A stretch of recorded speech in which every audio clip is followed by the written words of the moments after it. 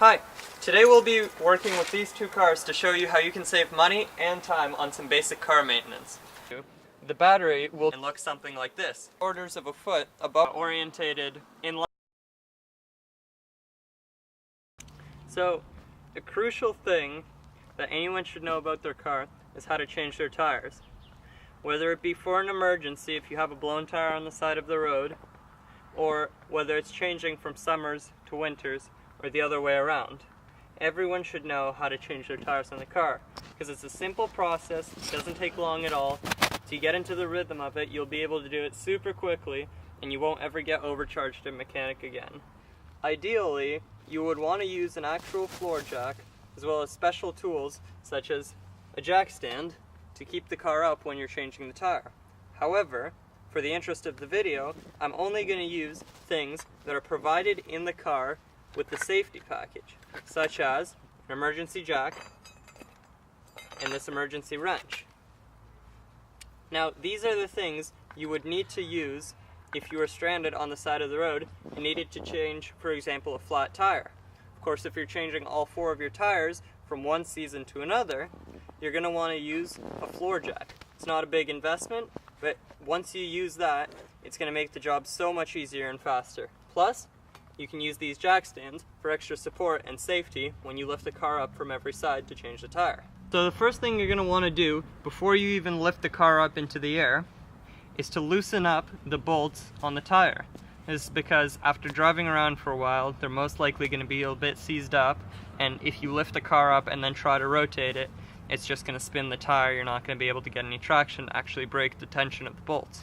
All you need to do is put the wrench onto the bolt and twist it.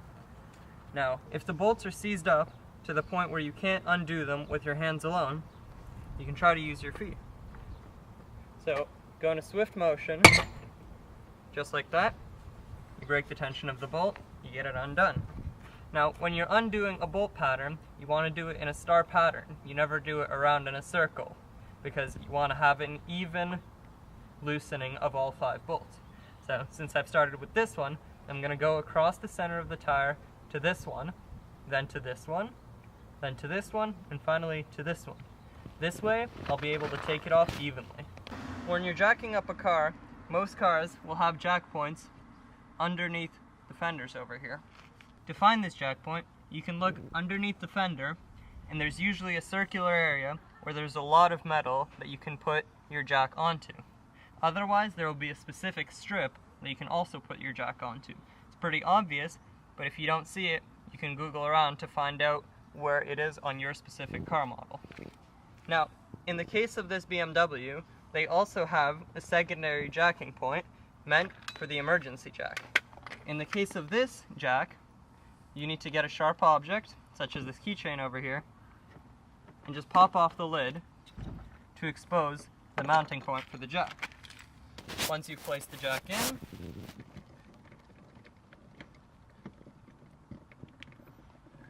open it up a bit until you have an even amount of pressure on the ground. Same with a regular floor jack, you would roll it under, lift it up until it's just pressed up against the jack point. So, before you lift the car up any further, you want to make sure your parking brake is on, your car is in gear, or is in park depending on whether you have a stick shift or an automatic, and your wheels are straight to keep it from rolling. Now, if you want an extra safety measure, you can put rocks or any kind of bricks under your front wheels or your back wheels to prevent the car from rolling when you're lifting it up. Your parking brake up, first gear. Once you've set everything up, you're ready to jack the car up. So, slowly start to jack the car up on whichever side tire you're doing, and be sure to watch for any sort of things you don't want to see. If the car starts to roll, immediately stop jacking it up, get it back down, see what the issue is, watch the tire that you're trying to lift up, see how high it's going.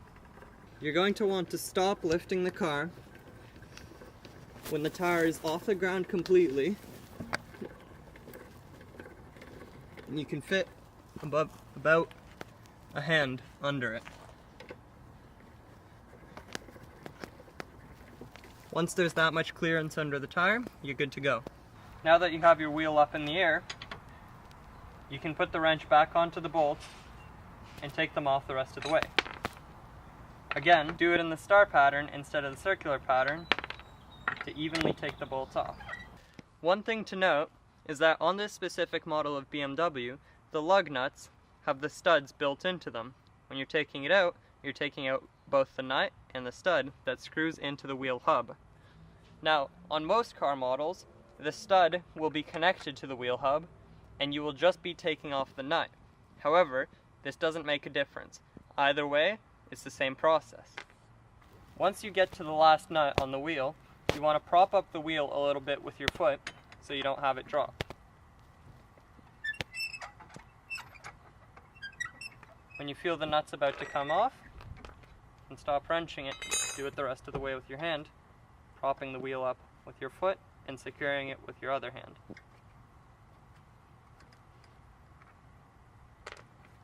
Now that you've taken off all 4 lug nuts, you can slide the wheel off.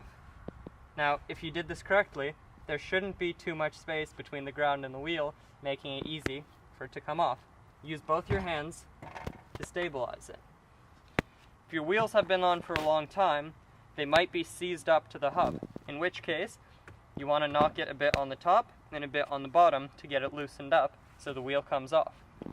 Now, roll up the new tire you're going to be putting on and line it up so that the bolt holes line up with either the studs on the hub or the holes for the studs in the hub, depending on what kind of model you have.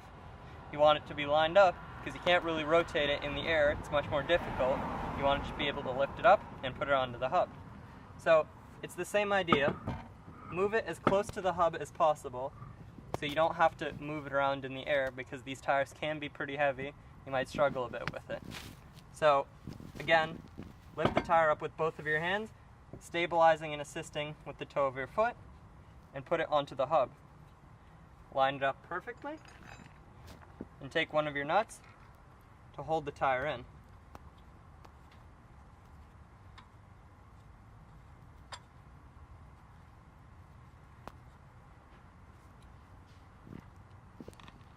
Once the nut bites in and it's holding the tire, you can once again stabilize it with your foot and hand screw the rest of the nuts into the hub. Once you've hand tightened them all down, you can tighten them down the rest of the way with the wrench again. Tighten them down till they're nice and snug with the wrench, again going in a star pattern across. Now, once they're nice and snug, don't push on them too hard because the car is still up in the air. You don't want to shake it up too much, you don't want to destabilize it and have it fall down. So as long as they're hand tight, make sure all 5 of them are, you can then proceed to lower the tire back down and finish it off once the car is on the ground. At this point, you want to make them as tight as you can so they sit nice and snug. They don't come off while you're driving. Once you've ensured they're tight, the only thing left to do is to make sure your tire pressure is correct.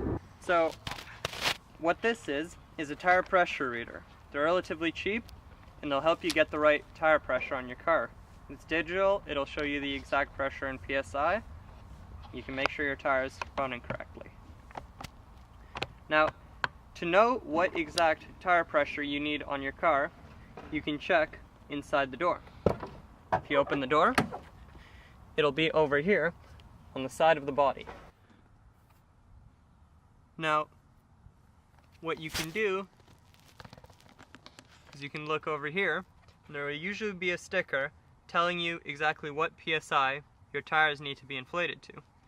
In this case, for this car, if you read, the fronts have to be inflated to 32 PSI, while the backs have to be inflated to 35 PSI. To read the tire pressure, take off the fill nozzle,